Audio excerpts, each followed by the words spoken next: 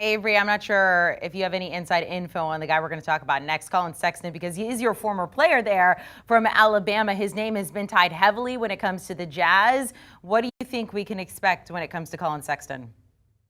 Well, players like Sexton, they're all being affected by, this Kevin Durant situation. So, it's just kind of bad timing because you got to figure teams are trying to, especially the ones that have any type of cap space. He's a restricted free agent. Obviously, Cleveland is just sitting back, waiting to see what happens. But you got to figure out what's going to happen with this Kyrie Irving, Kevin Durant domino. See how that's going to shake out. Figure out what teams are going to lose what players. How's that going to affect their cap situation? And then I think Collin is kind of that next level behind all of those guys. Still a very exciting young man. Obviously went down with the knee injury, but this kid's been averaging 20 points a game. I've seen him firsthand. He's a two-way player, a very exciting player. Cleveland obviously is built up their backcourt. Darius Garland got the big contract extension. They drafted Abaji out of Kansas.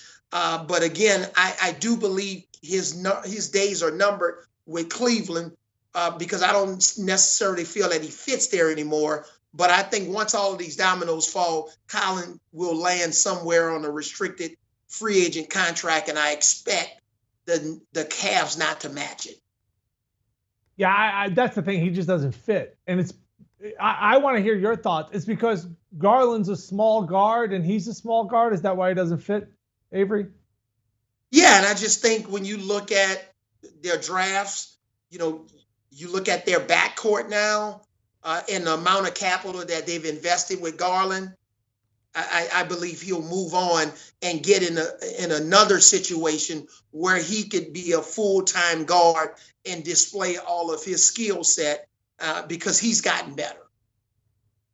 I mean, he averages 20 points a game, so someone's going to want him, okay? But I got a chance, Amanda. First hand, okay? I was on the floor calling an Alabama game, okay? Who is sitting next to me? Chris Hassel. And there it is. This was a game in Brooklyn. Man, it's crazy to think 5 years ago where Collin Sexton was playing with only two other teammates. That's right. There was an ejection. Two guys got injured. It was all hell broke loose. And Avery Johnson coached the greatest 3-on-5 basketball game. It was a 14-point deficit that got trimmed to 3 points. And Avery, do you think this game helped out Collin's draft status?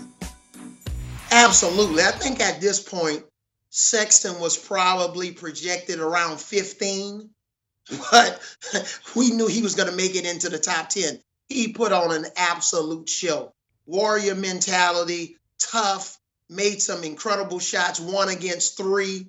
And it's amazing how Minnesota just froze on offense and they couldn't score against my creative 3-man defense. I was about to say, Avery, I know that you were giving Collin a lot of credit there, but we talked to him actually about that game and not a crazy long time ago. And he said it was all you and you were coming up with these plays and they're like, we're not sure, coach, if this is going to work, but okay, we're going to trust you on it. So sure enough, you were the one behind all that.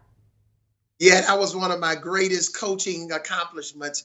Boy, if we could have won that game, that could have gone down as the greatest win in college basketball history. So, do you want a sports network that delivers everything that matters about the game? The highlights, the picks, the instant analysis, no yelling, no fake debates, no politics. Hit the subscribe button and never miss a moment.